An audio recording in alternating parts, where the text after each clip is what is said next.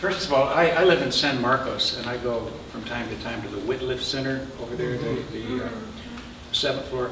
And an old friend of Sylvia Manning spent a year or two arranging. There's a bunch of his papers over there in the archives, and they're fairly accessible. I haven't looked at them, but they can be had.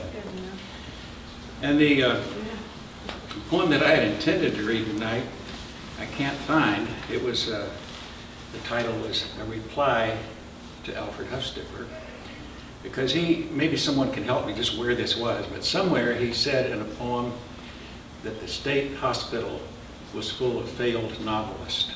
and my poem is a response to that, saying there are plenty of us on the outside too.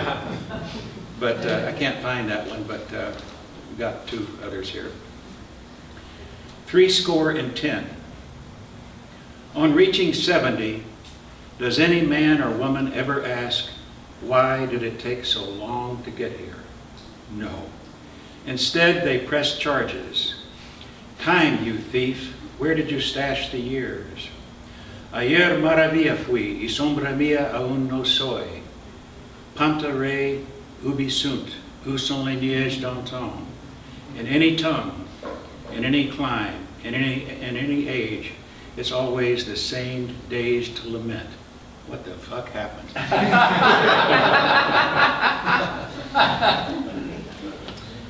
This, it's called Deep in the Heart of Texas, or He Died with His Sandals On. Not long ago in the waiting room at the VA clinic, I sat reading with my legs crossed. I've seen a couple of men wearing those, said a crusty old codger, pointing at my sandals, clearly implying that as a real man, he wouldn't be caught dead in them. For some reason, I enjoy tweaking such men, and here was an opportunity not to be missed. It's worse than you think, I said, holding up my volume of Blake. I read poetry too. I even ride a bicycle. To be a man in this man's eyes means to wear boots, or at the very least lace-up shoes, so that no one would ever get the idea that he might be light in the loafers. Is it not the male equivalent of bound feet to so tightly strap a young boy into the rawhide myth of manhood that his growth is warped and stunted and he can never break free? I recall whiling away a long summer afternoon sitting around a table in an air-conditioned Texas bar, sharing pitchers of cold beer with half a dozen other desperados.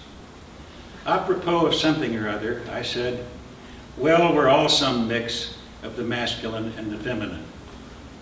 This was more than one good old boy could stand, and his fist came pounding down on the table with such force that glasses rattled and beer spilled over as he bellowed, "There ain't no feminine in me, goddammit." I remember another real man who got all worked up when something made me say, show me a man who doesn't eat pussy and I'll steal his wife.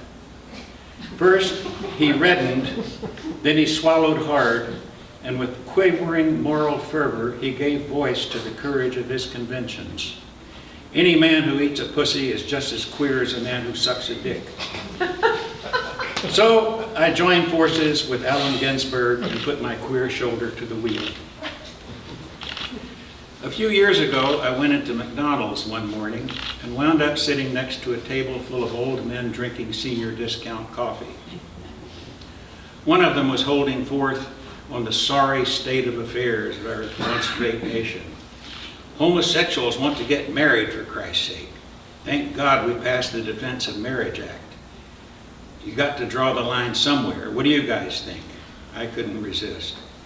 I don't think it goes far enough, I said. We need to protect other areas of American life too. For example, here we are drinking coffee, but how can we really enjoy it when we know that millions of homosexuals are also drinking coffee? We need a Defense of Caffeine Act. Why don't you come over and sit with us, one of them said, pointing to an empty chair. The others made way, happy to have discovered another decent American. Thanks, I said, but I've got a busy day. But before I go, let me ask, do any of you guys take vitamins? One of them allowed us how he took vitamin C, and another said that he was a one-a-day man. There's something else you ought to take, I said. I recommend irony supplements. We don't get to choose the time and place and means of our death, but if we did, mine would go something like this. At age 87, I'd be run over by a jealous husband in a big shiny Hummer, his manhood fully restored.